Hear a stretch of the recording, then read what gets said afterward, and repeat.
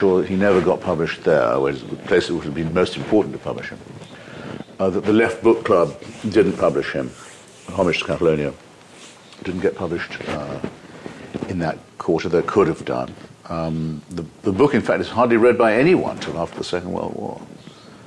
Homage to Catalonia, which was his description of what he had. Animal Farm had a very, very hard time indeed getting a publisher because of the efforts of someone we now know to have been a KGB agent in the British Ministry of Information, a man named Peter Smollett, alias Smolka, who tirelessly worked to put around the idea among wartime publishers that Orwell, in criticizing the great Soviet ally, was undermining the war effort against Hitler.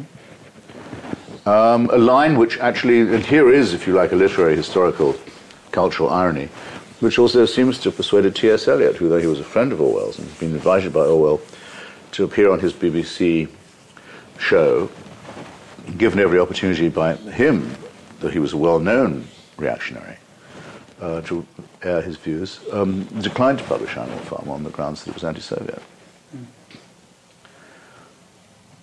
So that Orwell is in the position of being accused of selling himself out to the other side in order to get sales and publicity, and is then denied these things by the same people. Is it really...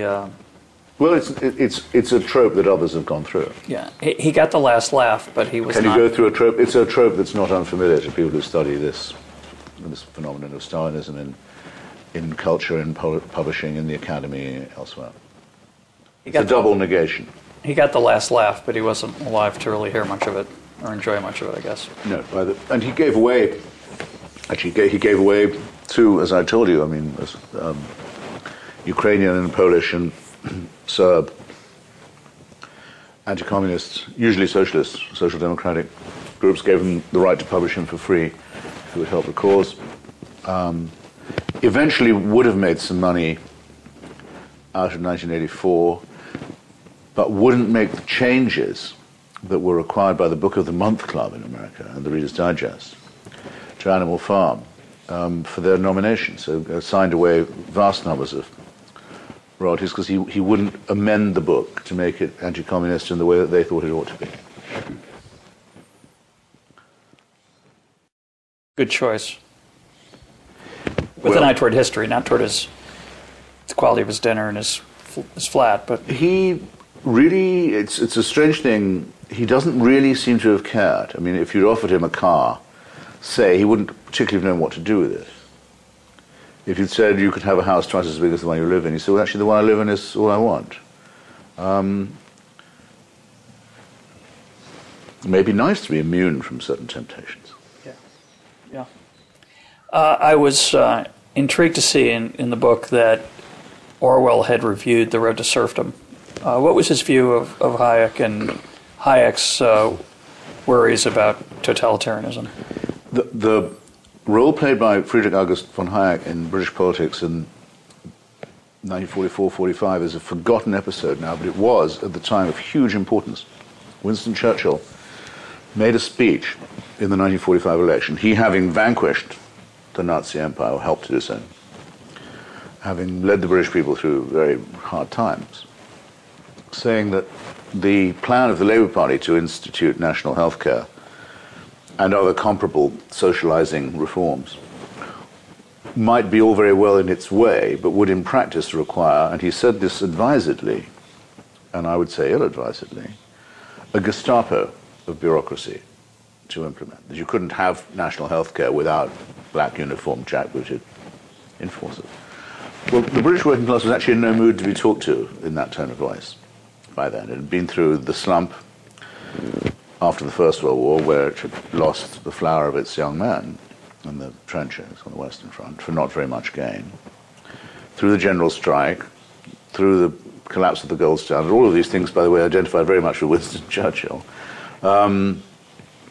through the long conservative collapse in front of fascism, through a bloody awful war, where they'd been, what housing they had been bombarded, when a lot of them hadn't even been allowed to join the armed forces. They were so ill. There were so many people with deficiency diseases, things like rickets, bad teeth, poor eyesight, I mean, third world health conditions. they were pretty determined to vote that the end of the war would bring the end of this sort of regime of neglect. And then to be told that they were voting for a Gestapo was just a little much. Didn't sell so well. Churchill's rhetoric wasn't always as golden as some people think. Anyway, it is said, perhaps unjustly, that speech was suggested to Churchill by Hayek himself. I have some reason to doubt it, but it certainly was influenced by what Hayek had written in The Road to Serfdom. And Hayek did have a position as some kind of consultant at that point to Conservative Central Office, to the research department of the Tory party. So he got blamed for what became known as the Gestapo speech, and there's no doubt in my mind the Gestapo speech helped Churchill to lose that election. Though I'm pretty certain the Tories, under any leadership, would have lost that one for historical reasons. At any rate, at around that time, David Astor at The Observer has the clever idea of asking Orwell to review The Road to Serfdom. By the way, I just say, entre parenthèses, in parentheses, it's the sort of difference a good editor can make. Is to think, okay, there's this book by this relatively unknown Austrian. I wonder who'd make a good reviewer for it. Think of Orwell. Because it leaps off the page when you see it in neglected Orwell. Orwell on Hayek. Who thought of asking him to do that? It's short piece. It shows that he's clearly read and understood the book. And he begins by saying, this is the wrong book at the wrong time. The working class has been through fascism, war, slump, mass unemployment. It much prefers the risks that are run by state intervention to the risks that are posed by continuation of laissez-faire, or capitalism as they used to know it. And they've made up their minds to this.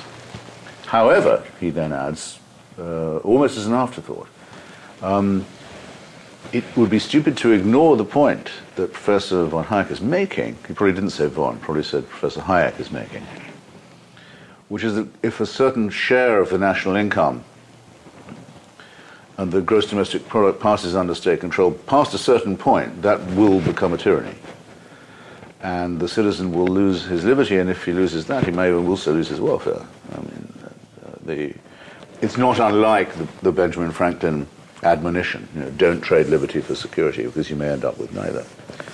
I don't know if it would be nice to think that was in Orwell's mind too. But anyway, there it is, and this at a time when the social democratic, at any rate, consensus among the British intellectuals, including the conservative ones, is almost 100%. So once again, he manages to be the one who is just slightly out of step, just slightly not in tune, who can see beyond the view that welfare state Toryism or conservative social democracy is the most one can expect from an economy of society now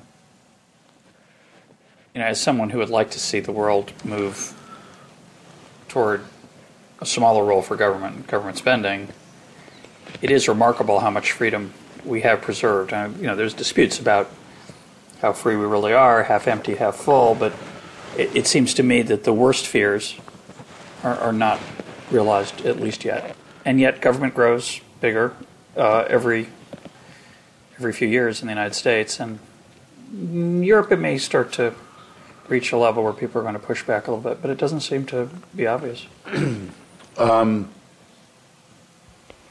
Harold Lasky, who, the old socialist and strong advisor to the Labour Party in that same election, who I think alternated in the chair at the London School of Economics with Hayek, I could be wrong about that, used to say, in response to Hayekian and Churchillian criticism, look, if you can plan for tyranny, if you can plan for state control, if you can plan for authority, perhaps you can plan for freedom as well. I mean,